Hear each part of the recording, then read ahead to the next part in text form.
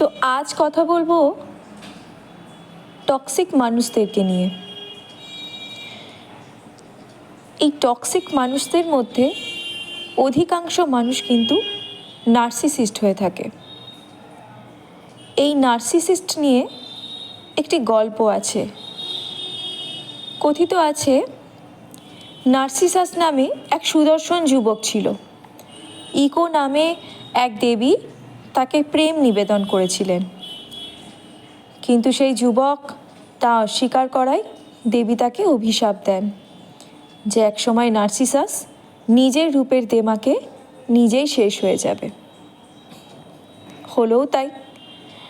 একদা জলধারায় নিজের প্রতিবিম্ব দেখে নিজেই নিজের প্রেমে পড়ে যায় সে হাসলে প্রতিবিম্বও হাসে, আর কাঁদলে প্রতিবিম্বও কাঁদে, কিন্তু ধরতে গেলে হারিয়ে যায়। মুগ্ধ হয়ে সারা দিন সে জলধারার কাছেই থাকে। এভাবেই একদিন তার মৃত্যু হয়। মাটিতে মিশে যাওয়া তার শরীর থেকে জন্ম নেয় একটি ফুল গাছ, যার নাম নার্সিসাস।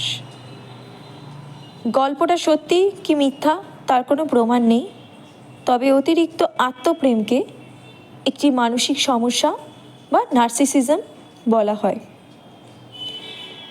অনেক চিকিৎসকের মতে আবার এটি কোনো রোগই নয়, এটি হলো একটি চারিত্রিক বৈশিষ্ট্য।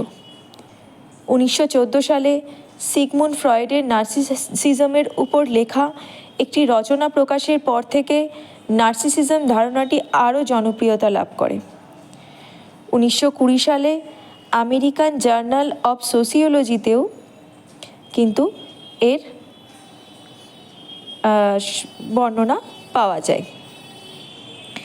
এই ধরনের ব্যক্তিত্বকে প্রথম বর্ণনা করেন রবার্ট ওয়েল্ডার, আর এই জটিলতাকে প্রথম শনাক্ত করেন হ্যাভলক।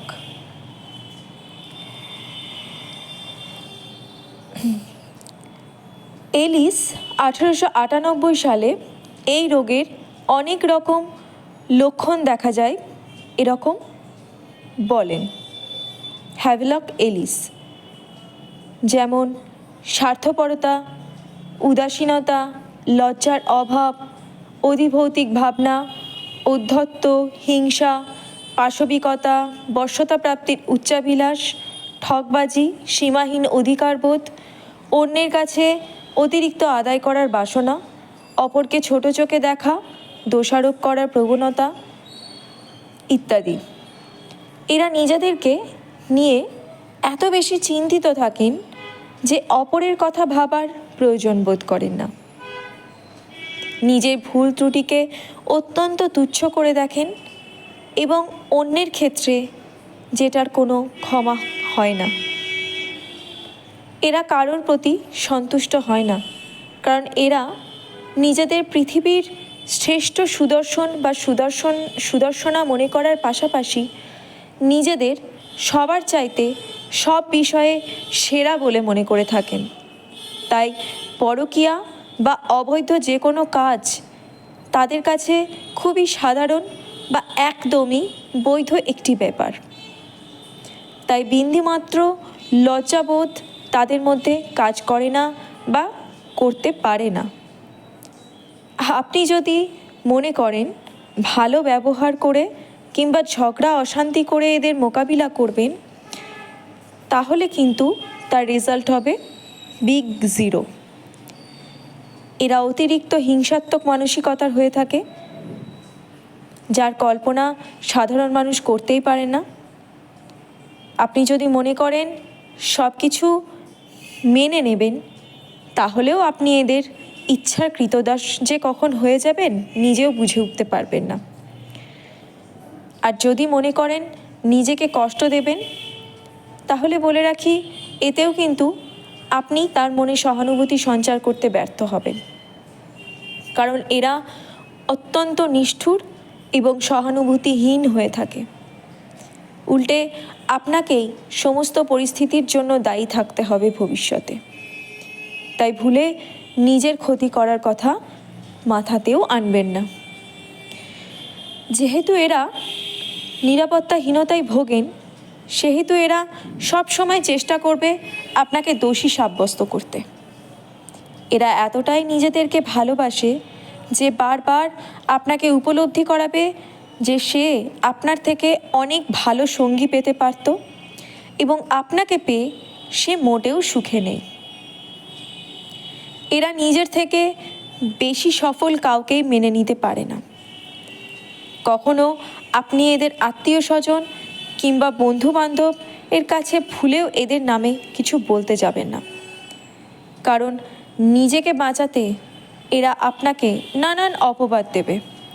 এমনকি আপনাকে পাগল প্রমাণ করতেও এদের বাধবে না। আপনি যদি এদের কাছাকাছি থাকেন তবে আপনাকেও কিছু কিছু ক্ষেত্রে মিথ্যা কথা বলতে শিখতে হবে। কিছু কিছু স্ট্র্যাটেজি ফলো আপনাকেও করতে হবে। আর খুব ভালো হয় যদি এদের সংস্পর্শ থেকে আপনি বের হয়ে আসতে পারেন, কিন্তু সব সময় তা সম্ভব হয় না। হয়তো সে আপনার অফিসের বস কিংবা আপনার জীবনসঙ্গী, এমনকি হতে পারে সে আপনার সন্তান কিংবা আপনার বাবা মা। তাহলে একেবারেই তাদের থেকে আপনি বের হতে পারবেন না। তাই সবসময় চেষ্টা করবেন নিজের চারপাশে একটি স্ট্রং বাউন্ডারি ক্রিয়েট করতে, যাতে কেউ চাইলেই আপনার ইচ্ছার বিরুদ্ধে আপনাকে ব্যবহার করতে না পারে। যতটা দরকার শুধু ততটুকুই বাক্যালাপ করতে হবে। আর নিজেকে কষ্ট দেওয়ার কথা একেবারেই মাথাতে আনা যাবে না, বরং নিজেকে আরও বেশি করে ভালোবাসতে শিখতে হবে। যে কাজটি করতে আপনি ভালোবাসেন বা ভালো পারেন তাতে আরও বেশি করে মনোযোগী হতে হবে। নিজের ডিউটিগুলো ভালোভাবে পালন করতে হবে। সত্যি কথা বলতে এদের কাছ থেকে সেই অর্থে কোনো আশা রাখলে চলবে না। এদের নিজের চারপাশে যদি একেবারেই আপনার অসহ্য লাগে, তাহলে মনে করুন যে একজন অসুস্থ মানুষের উপর কখনোই রাগ অভিমান করা যায় না। আর এদের ভুল ত্রুটিগুলো নিজে মার্জনা করুন নিজ গুণে। যদি এদের কাছে থাকা একেবারেই বাধ্যতামূলক হয়, সর্বোপরি আপনি যে কখন এদের বাবা মা হয়ে উঠবেন আপনি নিজেও বুঝে উঠতে পারবেন না। কলমে পায়েল ঠাকুর, কণ্ঠে পায়েল ঠাকুর।